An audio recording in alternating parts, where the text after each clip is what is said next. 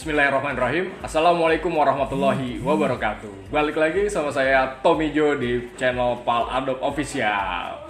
Nah, luar biasa kalau di part 1 kita udah bikin tentang pesantren Qoma Madani dari segi hafalan Quran, metode gitu, dan yang paling banyak luar biasa banget sudah sampai ada yang 10 juz dalam waktu 6 bulan.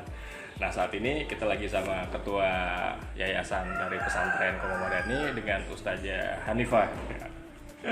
Nah, Ustazah tolong dong diperkenalkan dulu dirinya. Iya. Hayo semuanya. Assalamualaikum warahmatullahi wabarakatuh. Waalaikumsalam warahmatullahi wabarakatuh. Ya, nama saya gitu ya, harus gitu ya. Nama saya Sakofina Hanifah. Alhamdulillah pernah dikasih kesempatan belajar di luar, di Mesir, di Kairo. Alhamdulillah juga sudah lulus di magister juga. Dan di sini saya sebagai ketua yayasan Qoma Madani yang bergerak dalam bidang pendidikan, sosial dan lain sebagainya. Ya. Nah, untuk pesantren Qoma Madani ini ya kan memang basicnya ini adalah untuk pencetak tahfiz Quran. Nah, gitu.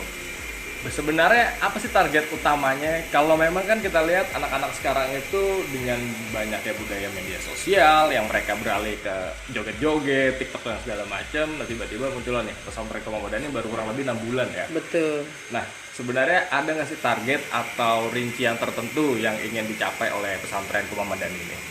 Betul. Jadi Yayasan Qoma Madani memiliki satu lembaga pendidikan di bawahnya, yaitu pesantren Qoma Madani. Pesantren Qoma Madani ini kami bergerak dalam bidang pendidikan, yaitu tahfidz ya. Bagaimana anak-anak santri usia 6 tahun ke atas bisa dibekali hal-hal positif dari kecil sejak dini. Jadi dibekali hafalan sehingga waktu yang dipergunakan tuh bermuamalah atau selalu memegang Quran, yang memang Quran dan hadis seperti yang kita tahu itu adalah pedoman yang dipunyai oleh seluruh umat muslim di dunia ini. Jadi memang anak-anak di sini targetnya adalah bagaimana bisa Al-Quran mereka hidup. Hidupnya itu bagaimana? Dalam akhlak mereka, keseharian, bisa diaplikasikan sehingga berbakti kepada orang tua, membantu orang tua, bermuamalah sosial dengan baik, damai, memberikan satu kenyamanan antara di sekitarnya. Bisa juga santri juga bakal bisa melantunkan apa yang dihafal, dan dia akan lihat di sekitarnya, oh ternyata yang dihafal itu ada di sekitarnya, itu real. Tidak hanya ada kayak di buku diktat, tapi Al-Quran itu sebenarnya hidup. Dan kami ingin anak-anak agar pendidikan ini bisa menjadi benteng anak-anak sampai anak-anak santri ini nanti dewasa, sehingga ketika dewasa pun mereka akan mengingat apa yang dihafal, mereka bisa langsung mengaplikasikan karena sudah termemori dalam jiwa mereka. Itu keharapan kami ke depannya, begitu. Nah, jadi kan adalah tidak hanya menghafal Quran ya. Betul. Memang dididik dari anak-anak ini dari segi sikap, akhlak, dan juga agar yang diharapkan adalah bisa menjadikan kehidupannya itu sesuai dengan Quran. Nah, betul, gitu. betul. Nah, ada nggak sih tantangan tersendiri ya? Sementara kan yang diterima santri-santri di sini anak-anak kecil deh. Betul. Ya pasti banyak ya, beragam, warna-warni lah awal-awal. Apalagi kami masih merintis 6 bulan ini. Masih banyak yang menangis karena memang mereka dunianya bermain. Di sini punya target menghafal, ada sistem yang harus kegiatan yang harus dilakukan. Nah, itu pasti banyak sekali ya awal-awal. Juga masih yang tidak bisa lepas sama orang tuanya, sehari semalam menangis. Itu ya, terus tidur biasanya nggak bisa tidur, awal-awal sulit dibangunkan karena memang di sini dari jam 3 dibangunkan sholat tahajud, nanti tidur kembali jam 9, jadi padat. Tapi meskipun seperti itu, kami punya istilahnya beberapa trik-trik yang kami lakukan, tidak sekaku itu. Kami bagaimana mereka beradaptasi dengan sistem, baru setelah mereka menerima dengan sistem, mereka akan mengikutinya dengan santai dan bisa tidak terlalu merasa terbebani ya? Betul. Karena sudah gitu. Menjadi sebuah kebiasaan. Betul, karena sudah menjadi kebiasaan. Nah, itu yang selalu kami bangun ke anak-anak, dan kami membangun suasana fun dan menyenangkan. Karena tidak mesti tahfidz itu ada di kelasnya masing-masing, tapi kami menyebar di sekitar, kita bawa ke perkebunan, mereka melihat alam sehingga tidak bosan. Dan Kami juga sering membuat game ya, game tentang Quran apa yang berhubungan dengan sekitar Quran apa yang berhubungan dengan sekitar yang ada di sekitarnya begitu. Ya. Nah, tadi kan udah banyak banget ya penjabaran dari Yayasan Qomah Madani ini. Nah, mungkin buat di luar sana orang tua atau bahkan yang mau pesantren di sini ini bisa menghubungi kemana atau via cek Facebook atau media sosial apa? Sejauh ini kami punya Facebook ya, meskipun belum banyak yang tahu. Jadi Facebooknya kami ada di Pesantren Tahfidz Qomah Madani, itu Facebooknya. Pesantren Tahfidz Qomah Madani, nanti bakal saya taruh di bawah sini nih ya. Betul.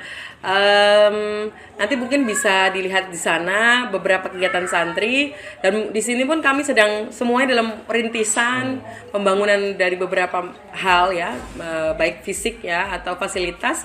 Dan memang di sana juga ada di Pesantren Tahfidz Qomah Madani juga ada bagaimana link kalau misalnya mau beramal soleh, kita buka sekali karena iman tuh dengan amal soleh ya. Nah itu untuk semua teman saudara, ikhwah sekalian, akhwat sekalian yang ada dimanapun, kalau mau mengetahui bagaimana kegiatan Qomah Madani, Pesantren Qomah Madani, silakan lihat. Tinggal cek aja Facebooknya. Betul. Nah kayak gitu.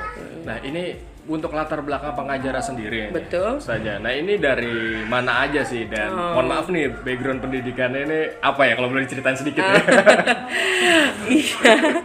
Jadi tenaga pengajar kami memang beberapa yang mengajar di sini memang alumni Kairo Mesir ya. Di antaranya lulusan jurusan Syariah Islamiyah, juga ada Usuluddin. Jadi itu mengisi kelas-kelas diniyah.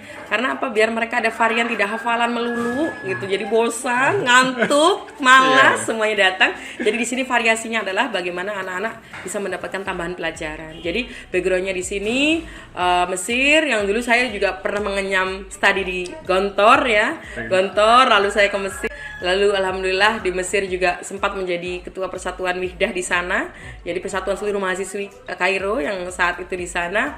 Terus lalu kami pulang dan juga memang kami punya azam yang kuat atau keinginan kuat bagaimana bisa menjariahkan ilmu yang Allah beri, karena 3 hal yang tidak akan terputus, salah satunya adalah ilmu yang bermanfaat. Betul lah, makanya inilah dengan modal ada hafid, karena memang beberapa pengasuh di sini dan juga beberapa pengajar juga para hafid ya, kami tidak abal-abal ya. Jadi bukan kaleng-kaleng gitu ya Mas Tommy ya. Iya, jadi lalu memang hafid alhamdulillah, terus ditambah lagi ilmu diniyah tadi, kami backgroundnya di Kairo Mesir, juga di universitas yang ada di Indonesia ya, Universitas UIN juga UIN Malang juga, dan juga UIN Jogja, UIN Sunan Kalijaga. Dan ya background kami ya berdiri di atas dengan Gontor, dan saya memang Gontor ya, alumni Gontor gitu. Nah, untuk pengajarnya alumni Gontor apa Ustaz Hanif sendiri atau ada yang lain? Untuk sementara ini karena kita baru merintis, baru saya, yang lainnya backgroundnya adalah pondok-pondok alumni yang lain ya. Tapi tetap basicnya adalah pondok pesantren. Betul, basicnya pondok pesantren, betul. Nah, gimana nih cara kita tahu nih Gontor itu cukup ketat ya, betul. Disiplinnya itu ketat, dan apakah akan diterapkan di sini atau gimana nih? Kita akan lihat ya ke depannya gimana, karena otomatis satu kurikulum itu akan jalan, tapi polanya akan terus kita kembangkan. Jadi untuk sekarang yang tema kita besar adalah bagaimana anak-anak beradaptasi dan menjadi suatu kebiasaan, sehingga nanti ketika ada sistem yang diterapkan tidak terasa tadi terbebani dan bisa enjoy. Kita karena bisa sudah enjoy. menjadi sebuah kebiasaan. Betul, dan ini karena sasarannya adalah anak-anak. Kalau di Gontor mungkin lulus SD ya sudah mungkin. Ya tapi ini tetap itu mungkin lulus SD ya sudah mungkin. Ya tapi ini tetap kita menjadi juga tantangan sendiri, betul. Tapi bukan menjadi hal yang menakutkan. Betul. Makanya kita semuanya fun seperti kakaknya yang ada di sini ya gitu sih. Nah, satu lagi deh, untuk kegiatannya kan tadi bukan hanya hafalan Quran, tadi juga ya sempat ngerekam nih buat yang olahraga. Nah, apakah ada kurikulum lain selain Quran gitu loh? Kita utama di sini adalah tahfidz. Jadi tahfidz harian seminggu dikurangi 1 hari ya, karena 1 hari kita olahraga riyadhah ya, biar kuat anak-anak juga mental fisiknya. Jadi kita tahfidz pertama kurikulum utama, yang kedua adalah diniyah. Diniyah, yang ketiga ekstrakurikuler seperti public speaking. Di sini ada kalau teman-teman yang sudah akrab dengan pesantren pasti tahu muhadharah atau public speaking. Nah ini mereka dilatih untuk bagaimana berbicara, bagaimana berceramah, berpidato di depan orang. Karena public speaking tidak hanya sang penceramah di subjek utama, tapi ada MC-nya. Jadi latihan MC, latihan bagaimana penampilan di depan nggak malu dan sebagainya. Itu ekstrakurikuler yang pertama adalah public speaking. Yang kedua ada program tasmi juga di sini. Jadi anak-anak murajaah sendiri berdua dengan teman-temannya. Iya, biar semakin akrab dan tidak ngantuk juga. Kalau sendiri kan kadang ngantuk. Kalau sekarang waktunya malam. Terus ini ada juga kita ada taekwondo ya. Kebetulan salah satu santri kami itu pintar taekwondo ya. Saya lupa tali apa ya, kan ada sabuk sabukan tali ya. Tali lagi buat inget ya. Sabuk apa, nah itu juga ada. Selain itu juga ada hadrah. Hadrah itu rebana, itu anak-anak suka. Alhamdulillah waktu pertama kita launching pondok ini, pembukaan tahun ada ajaran baru itu, penampilan untuk para masyarakat sekitar dengan hadrah itu tadi. Itu mungkin awal-awal. Ya saya juga anak-anak juga semoga semuanya sehat dan bisa mengenyam ilmu pendidikan di sini dengan baik. Nah, kalau buat yang mungkin ada sahabat yang ingin berdonasi gitu atau berwakaf, nanti itu bisa ada di Facebooknya juga ya? Betul, ada di Facebooknya, di Facebook, ya? Pesantren Tahfidz Qoma Madani. Pesantren Tahfidz Qoma Madani, itu wajib di follow dong. Iya betul. Nah nanti juga kita bakal sisipin video-video ya. Tadi ada video public speaking, ada video tadi ada yang lagi main hadro gitu. Jadi biar kegiatannya itu terangkum semua dalam video ini.